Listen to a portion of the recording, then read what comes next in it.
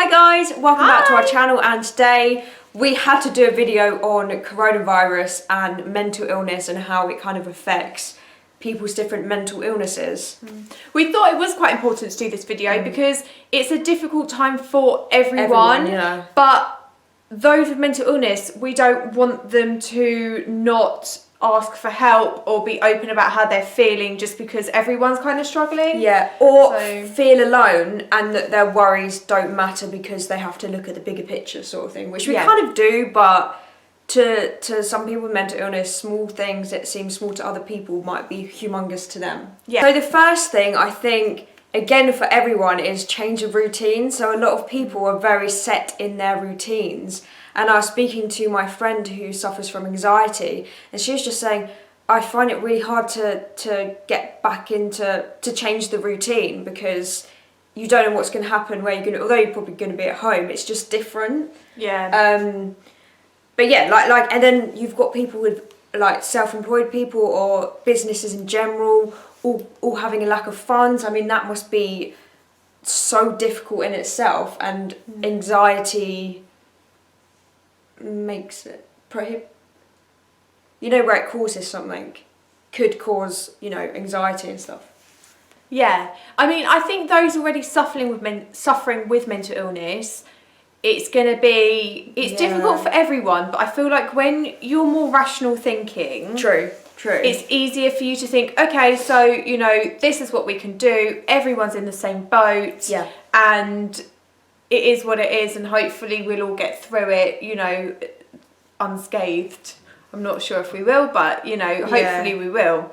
Whereas those who suffer with mental illness, I feel like it's the impact of it is like humongous. Those who suffer with mental illness, I mean, correct me if I'm wrong, their thinking pattern isn't as rational. Yeah. So a small thing like not being able to find something you eat in a supermarket that you normally would is actually will just throw everything out. And especially someone who has OCD, an eating disorder, you know, they're already battling things. And I think if you're a carer and you're watching this video, it's important, because even Sam said to me just now, and I was like, yeah, but mate, everyone's struggling. Put it in perspective.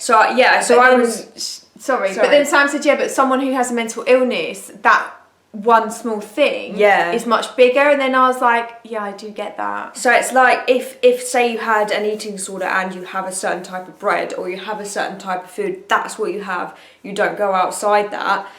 A someone with logical thinking would go into the supermarket and be like, they don't have any bread at the moment, but they don't have my bread. That's a shame, I liked it, I'll get a different loaf.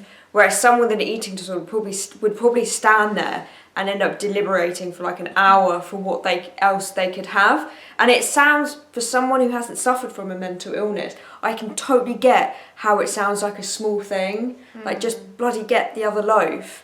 But for someone with a mental illness, that's how it's all distorted. That was their loaf. So it's so hard because, like you said, people are dying from it, and then you're worried about your loaf. But don't be ashamed of it. I think maybe it helps put things in perspective. But it's all perspective for each person, There's a word that I always want and I can't think of it, but it's, you know, everyone's life is different and everyone's issues are different. So if you are struggling, I think it's just important to, like Sam just said to me, because I was like, mate, that like people are really struggling, like people's businesses are going down. Sam's like, yeah, but someone who is struggling with a mental illness, that's not how their like brain works. So I think if you are struggling, talk to your family and say, look, you know, whilst I get blah blah blah, this is just like what I'm struggling with. Then I think it stops people getting frustrated with situations that they don't understand. Like if you open up about it and you talk about it, you can kind of compromise and work through it. But if you are getting these thoughts, I don't know if I sounded harsh earlier, it's okay to get them and it's okay to be struggling, but maybe use it, if you can, as a time to, you know, if you don't find that certain food, or if you're finding the routine hard and you've got anxiety, try and turn it into a time to challenge yourself. Yeah, that's good. Sort of thing. And that's all I can think of, is to turn it into a time where you can challenge yourself with it. That was just a little video about if you are struggling, please don't think that what you're going through is now like not important or really bad to be thinking these when everyone else is like running. Just make sure you talk to someone. Yeah, talk to someone, and often when you talk to someone, they're like, oh, okay, I actually kind of see where you're coming from. Let's see what we can do. Good luck, everyone. And stay safe. Yeah, we will be fine. All right, guys, we'll speak to you soon. Bye.